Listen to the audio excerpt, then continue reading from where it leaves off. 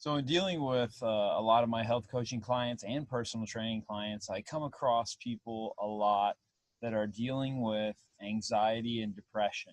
And it's so common. In fact, the last few months, I've been doing tons of research on specifically how to counteract anxiety and depression since it's so prevalent in this modern day society we live in. So I'm going to give you guys my best ways to reverse the symptoms of anxiety and depression and get them gone for good and possibly even get off of your SSRIs and medications and things like that. Number one thing is improve your gut health. About 70 to 80% of our neurotransmitters like serotonin and dopamine and norepinephrine and epinephrine are all synthesized in our gut. If you have a compromised gut lining or leaky gut syndrome, you will have a hard time assimilating the nutrients and the precursors that you need to make the serotonin, the dopamine, and the brain chemicals that regulate our mood and also keep anxiety at bay. The other part of this too is a possible gluten intolerance, a casein intolerance to milk, or there may be a specific food that you happen to be allergic to, making the gut lining irritated and prolonging a leaky gut. So you may not have any other symptoms going on from that food, but it may show up on a food allergy test. So by improving your gut health and focusing on rebuilding the gut lining, then maybe we can combat some of these symptoms of depression and anxiety and cravings and things like that.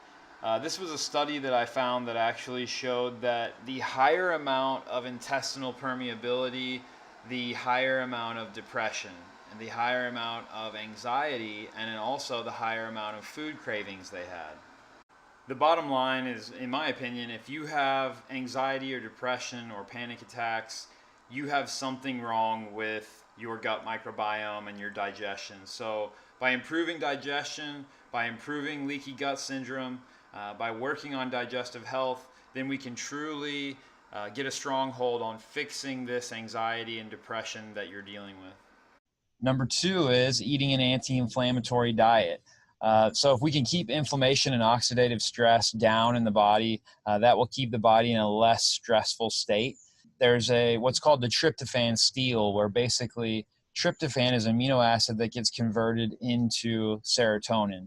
Now, when the body has lots of oxidative stress or inflammation going on, it will steal that tryptophan, and instead of making serotonin, it will make kyurinate. And kyurinate goes to put out this inflammation or this oxidative stress that's happening.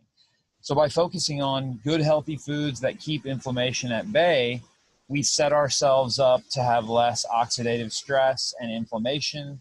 That in turn will make sure that we're using our tryptophan to make serotonin and not kyurinate. Things like chicken, fish, eggs, cheese, almonds, obviously all organic sources.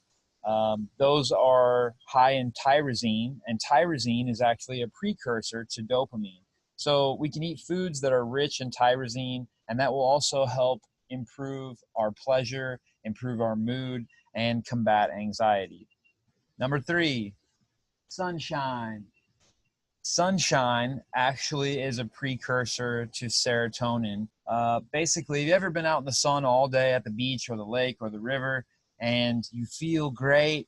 And what happens when you get home? You're tired and you have this really restful night of sleep. Well, what happens is the light actually enters our eyes. And when the light enters our eyes, it goes through the rods and cones in our eyes, and it signals the hypothalamus that we have lots of light, and that actually stimulates serotonin production. And as that serotonin production happens, our mood is stable, we feel really good, we're enjoying whatever we're doing in the sunshine. And at the end of the day, none of that serotonin is wasted. The body's very efficient. It converts it over into melatonin, and that melatonin helps us to sleep incredibly well at night. And what's interesting about this is if you look at men who work construction or they work outdoors on a regular basis, actually have been shown to have way less depression than anybody who works indoors in an office job, et cetera, et cetera. So that there's a stimulation here that's just produced by sunshine. So my recommendations is to get out in the sunshine as much as you can. Early morning sunshine will stimulate serotonin and regulate your mood through the day. That will help tremendously.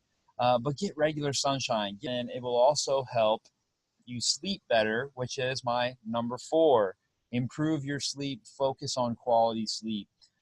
Fight the urge to stay up late and to sleep in, which has actually been shown to cause further depressive symptoms mentally. If you get stuck in this habit of staying up late, you're getting this late surge of serotonin, which disrupts our circadian rhythm. And then we sleep in late into the day. And because it's light outside, our body's confused. Our circadian rhythm is off. We produce less serotonin. We wake up feeling depressed, and we start this cycle all over again. And you can see how this all works together. And focus on quality sleep. That means getting off your devices an hour or two before bed. Get your phone away from you, not in bed. Put it on airplane mode or on the charger in the other room. I'm not that important. I don't need to have my phone on right next to me all night long. Make sure your room is nice and cool. A cool environment also has been shown to improve deep sleep quality scores. Magnesium before bed is calming. It calms the muscles, it calms the mind, and it also regenerates our magnesium production, which is a key electrolyte and mineral that we need for over 300 enzymatic processes in the body. My number 5 is actually regulate your blood glucose. So blood glucose spikes throughout the day will also have spikes of cortisol, and spikes of cortisol has been shown to increase your likelihood of panic attacks and anxiety disorders. So the more that we regulate our blood sugar, and that means focusing on just making sure we're getting real foods, adequate protein, nuts, seeds, fruits, berries, lots of vegetables.